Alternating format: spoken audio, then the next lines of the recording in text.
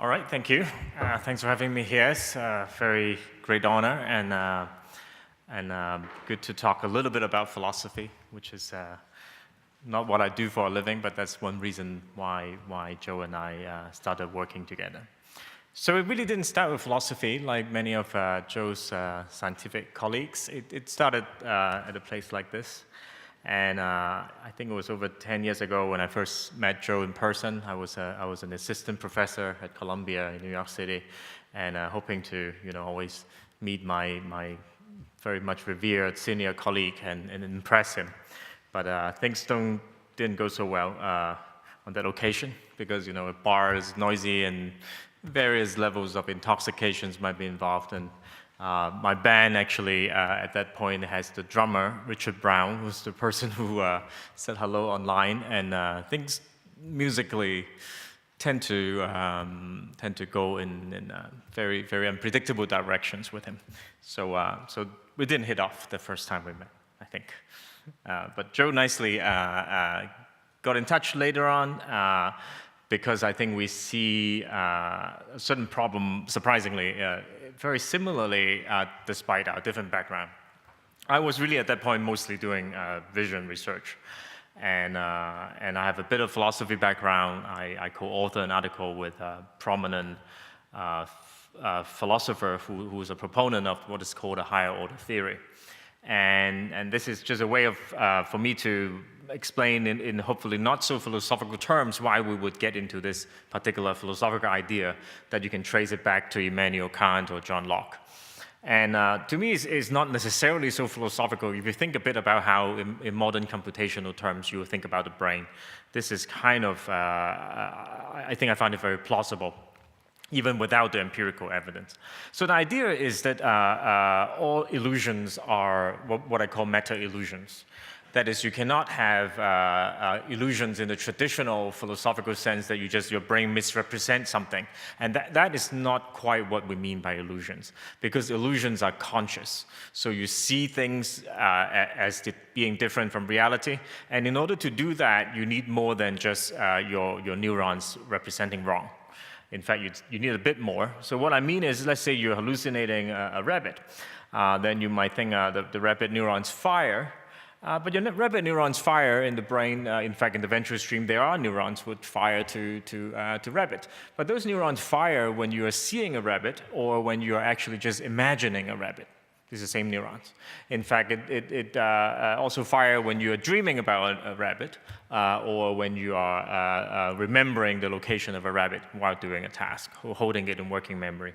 So presumably your brain needs to have some sort of metacognitive engine, I would call it, to distinguish between the different cases. In modern computational terms, you can think of it as a discriminator in a generative adversarial network, if you're into this sort of deep learning type of model. So presumably you have something that happens like that in the brain to monitor, okay, now there are some neurons that fire the signals rabbit, but is it actually generated by myself or is it externally triggered? Or sometimes there could be also been spontaneous noise in those neurons. So we know that the spontaneous activity is very high. So presumably you need to distinguish between these, first of all, the cases of being internally generated or externally triggered. And from there, presumably very easily, you can also tell whether something is just noise. It's neither internally generated nor external. So I call it metacognition, but what I really mean is a subpersonal routine. It's not like as a person you have to think what your brain is doing. You don't engage in this kind of explicit introspection. But presumably somewhere in the brain you should have this engine to distinguish what are the causes, possible causes of sensory neuron firing. And we have done some empirical work in my lab to show that this is very likely a prefrontal mechanism, and that's good. So that means that when you actually hallucinate, not just that your rabbit neurons fire when you have hallucinated rabbit, because you can do that, but in fact you often do, and your brain would just consider it as noise correctly and write it off. And so you don't have hallucinations. When you hallucinate, you actually have problems at both levels.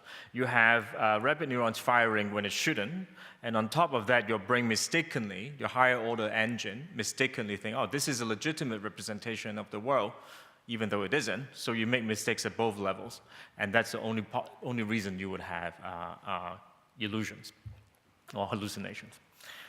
And this is good. I mean, philosophically, just to give a little bit of an intuition why you want to have these two levels. So in philosophy, people talk a lot about the impossibility, the apparent impossibility that your percept can logically inform you about anything. Because one of the arguments from Donald Davidson famously argued that, well, you know, in logic, you have premises, and then premises give you like inferences, and then you have conclusions. But percepts are not premises. Percepts are not propositional statements. So there should be no logical connections between them. But if you think about it here, obviously there is a logical connection. You have a picture, or you have a pictorial representation, or some sort of sensory representation of a rabbit, and then you have another representation saying that, well, this is a legitimate representation of the world.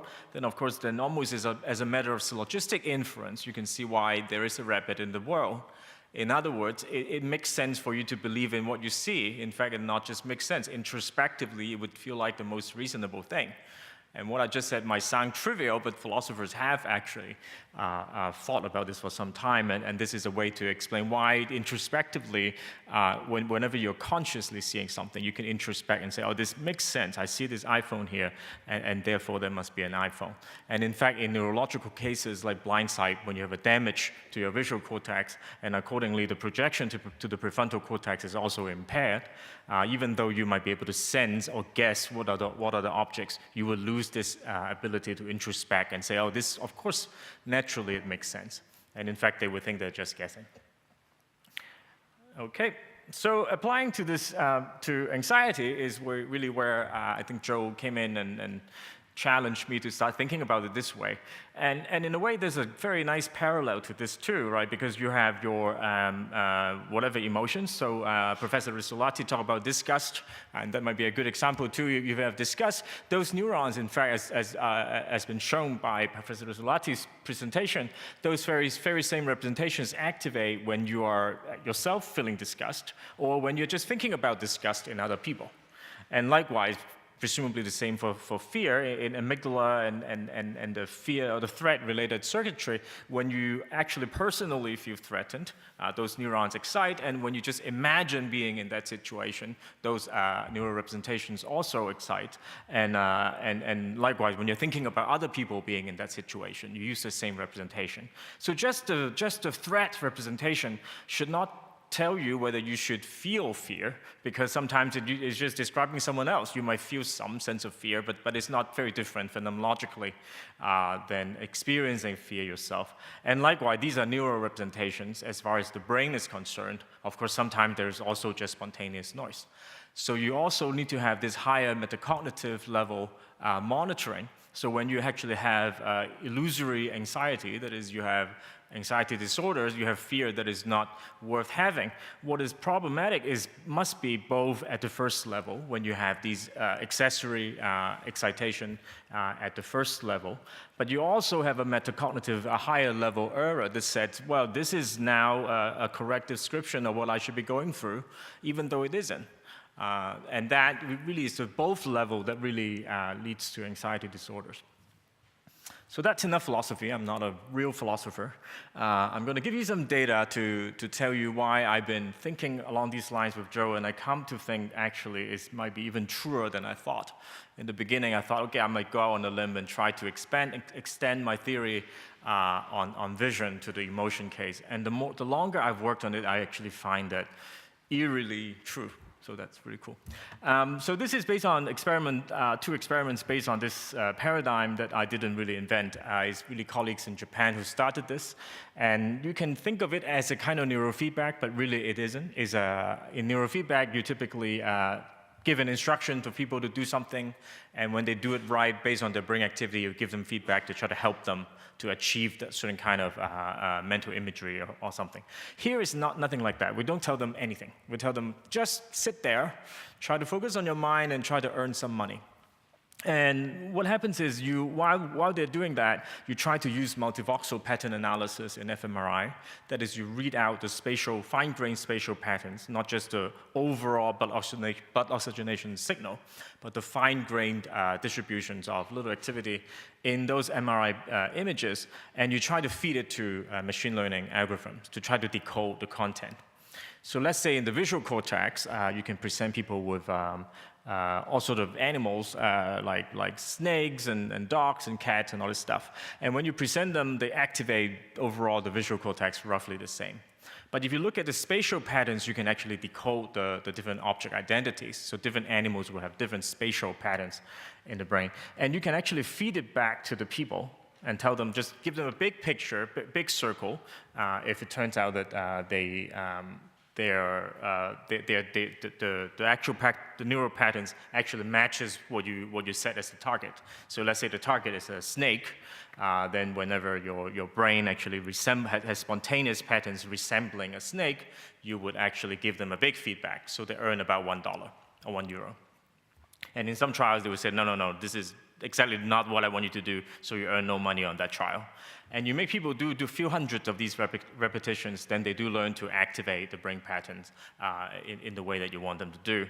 And the interesting thing is, I got into this because of the finding that people actually, after learning how to do this, they are none the wiser. They do not know the purpose of the study. If you tell them, actually, you're either activating a pattern for snake or for spiders, tell me which group you think you're in, they will be completely a chance. In fact, they have no idea this is what's going on. So in a way, this is not like neurofeedback because this is just reinforcing unconscious occurrence of brain patterns. So why is it cool? Well, because it allows us to essentially unconsciously get into the brain and tamper with what's going on. So one study that we first did, it is actually the second study along the same lines, which was we actually learned the patterns of snakes and spiders and all this stuff. And then we thought that, well, if every time a person think of unconsciously, snake patterns happens in the brain, and then they get €1, then over time, presumably, they will learn to like snakes. And why would you want people to like snakes? Well, because some people are afraid of snakes. So that becomes a counter-conditioning procedure. So for people with phobia for snakes, if snake patterns now is unconsciously paired with a monetary reward, then maybe they will become less afraid of snake over time.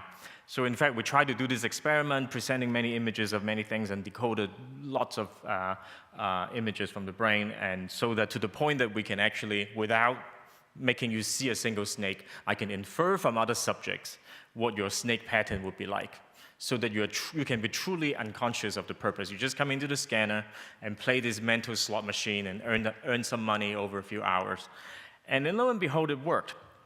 So this is amygdala both activity. This is a before and after for the first two bars. So before and after this procedure, which lasts for a few hours, they can actually learn to reduce the amygdala both activity for one pattern, which is actually, let's say in this case, the blue bars refer to snake. And it's actually better because this is a double-blind control study, because usually you would do this kind of psychological treatment not double-blinded, because psychotherapy, with all the powers, it actually cannot be double-blind control. You cannot give placebo treatment to people. The therapist would know that this is a real treatment or not, and likewise the patient. But here it's completely computerized. They're just playing this mental slot machine in the scanner. So in the yellow condition, I can put another thing that people might be afraid of, let's say a spider. And I let the computer choose randomly whether you pick the spider or the snake as the target. As you can see that the effect was specific only to the target, but not the control. So it's actually not just they become less afraid of things, but they become specifically less afraid of one of the two. And they were none the wiser. They did not know that it happened. It just somehow the amygdala response reduced, basically got flattened. And likewise for skin conductance here. So this is actually a kind of first study, but it replicates another study which we already did the year before on some more abstract forms of acquired fear. And right now we are actually running clinical trial to try to show that it actually works in patients too. So far so good. I was happy. But here is the problem. So this is after people did this study and we measured the both activity as a good neuroscientist. We measure an objective measure of fear, of threat, and also the skin conductance. We also, as a kind of afterthought, we asked people to also rate actual images. We showed them actual images of snakes and spiders and other things, and asked them to rate how much you're afraid. And this is before and after. You can see that it completely didn't change. It's true for the target and for the control. So basically, after all of that, after the physiological fear is basically wiped out, if you ask them, you show them a picture of a snake, they say, well, I'm afraid of snakes because, I'm afraid of snakes. I've always been afraid of snakes, and that hasn't changed. So that was disappointing, but that made one person, I think, quite happy. And that's Joe. And turns out Joe basically anticipated it all in his book. I mean, he actually sent me the book and asked me to read it. I kind of skimmed through it and didn't read that so carefully. But until I found the result, I went back to it. Yikes. That's exactly what he predicted. And so to my mind, it's a very exciting possibility. The idea is that if you unconsciously deal with the unconscious fear circuit, all you can do is you can get rid of fear within that system. So you become unconsciously no longer afraid, but your conscious fear just goes on. I personally do not think that this has to be the case. It would have to be the case, or it would be more likely the case if the two systems are completely parallel. But as we are higher order theorists, we think that ultimately the conscious part, monitors the unconscious one. So if you just really change all the unconscious fear, maybe you would eventually get there.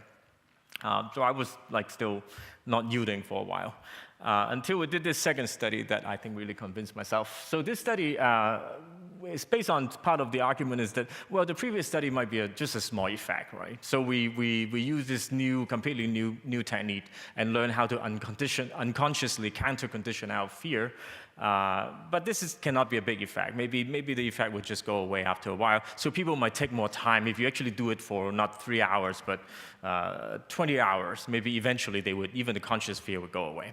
I now kind of have gotten less hopeful about that because of the following study done by these two graduate students. So it's a phenomenon called sensory preconditioning.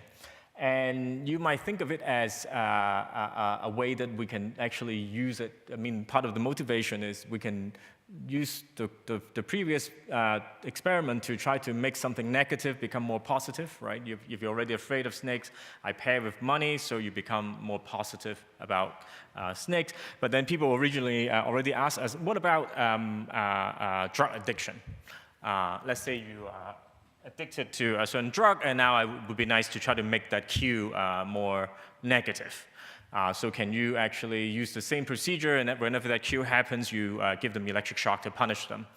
I don't like doing that so much. I think it's not so nice to do.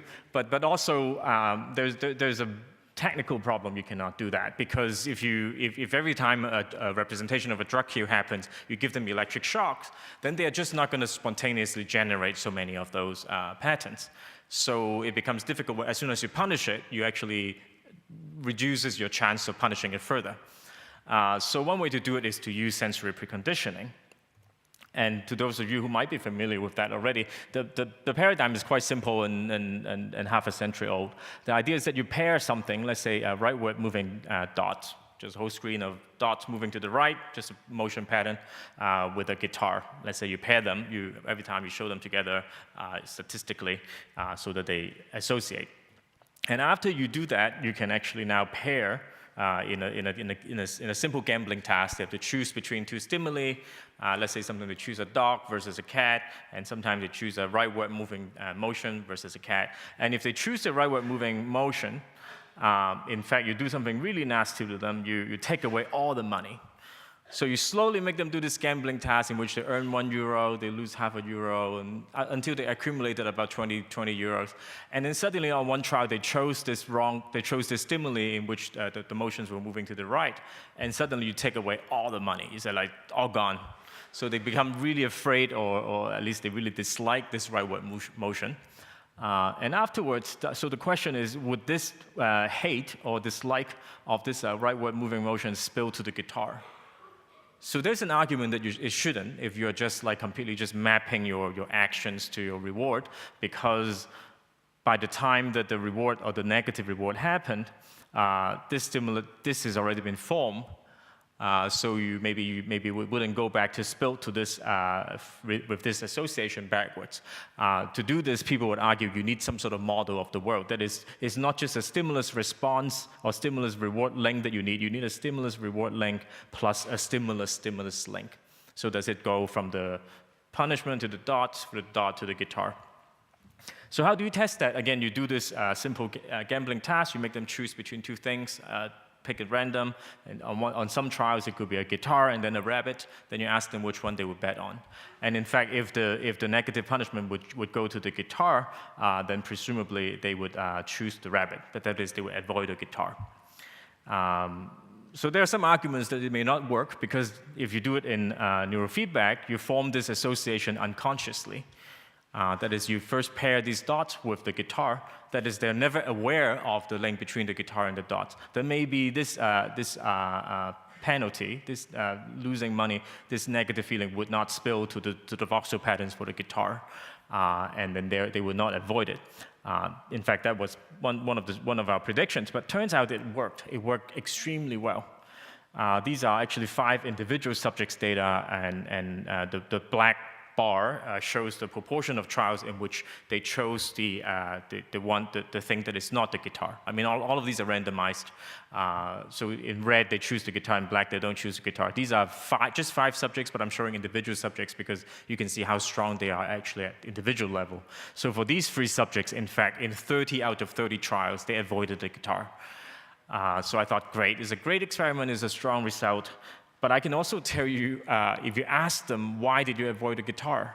Again, they will confabulate. They don't know. They said, no, nothing wrong with guitar. I just happen to like the other object. They would say things like that. Or they would say, in one case, the target was a fish, and then the other one was a cat. And then they would say, oh, because cat can eat fish, but fish cannot eat cat. They would make up stories that are clearly confabulated, a lot like in neuropsychological patients. That is, they never consciously experience the loss of money, that kind of experience with the target, even though they avoid it. So I come to think that maybe Joe was right. So if you actually just target the unconscious part of the brain, maybe all you get is you get rid of the unconscious threat-like response. You're never going to make these people change their conscious experience of fear or dislike or any other conscious emotion. And in fact, we've been trying other experiments to basically just use multivoxel pattern decoders to try to decode subjective ratings of fear versus just the skin conductance response. And what we found was exactly like what Joe said in the book, Anxious, that all the subjective stuff you can decode is from the higher cortical areas like prefrontal cortex. Those you have very good decoders. And in fact, if you want to decode just the skin conductance response and heart rate, this sort of stuff, then you decode those from the amygdala. So it looks pretty clear that there is really a distinction between these two systems. There's one silver lining. With this, I would end. But the silver lining is I've kind of hinted at this higher order mechanism that is at the prefrontal cortex. Fortunately, from memory research and from vision research, we know where it is. We know the mechanism of that area. And we know how to train it as well. So presumably, and we also know the individual differences between people who are very metacognitive versus people who are not. So maybe how it works would be for the people who are very metacognitive, just changing their unconscious fear would be enough. Eventually, the higher order system would pick it up. Or at least they will be easier to be taught to do that. Or maybe we can directly tamper with this system as well. We don't know. So I end with this quote, which I think is very, very fitting for a number of other presentations too. It ties a lot of things together. This is B.F. Skinner, when he was already a Harvard professor, very well known to be a radical behaviorist.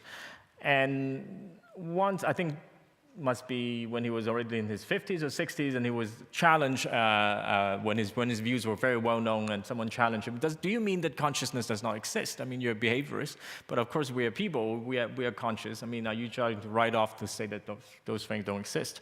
And then to defend that, he said no major behaviorist has ever argued that science must limit itself to public events.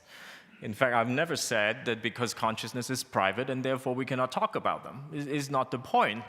So in a sense, he was saying he was being misunderstood because of the famous naive understanding of behaviorism was exactly that because you cannot measure them, so let's not talk about them. But he explained, as a behaviorist, however, I question the nature of such events and their role in the prediction and control of behavior. So what he really meant was, it's not like those things are not public, so you cannot talk about them. But in Pavlov, we have this beautiful, beautiful framework of understanding how we condition things, how we can actually experimentally manipulate and fit models and do these really great science. Once you get out of that, once you're in this higher order system of consciousness, you are in the, you're in talk therapy, and back then, of course, talk therapy wasn't really a thing beside the Freudian type, which famously didn't work so well. So he was saying, like, you can go off there, but then you can't do real science.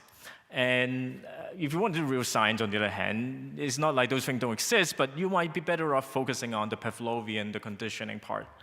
So I think in today's terms, I would think most of us are not as pessimistic about psychotherapy. And in fact, maybe exactly like in the case of depression, the best treatment is to be had by having a combination of both angles. So let's say Steve Holland has found that, for instance, the longest lasting effect of depression treatment comes from first taking SSRI and then also doing cognitive behavioral therapy, which can sustain the effects of SSRI after the drugs are no longer working. So with that, thank you very much.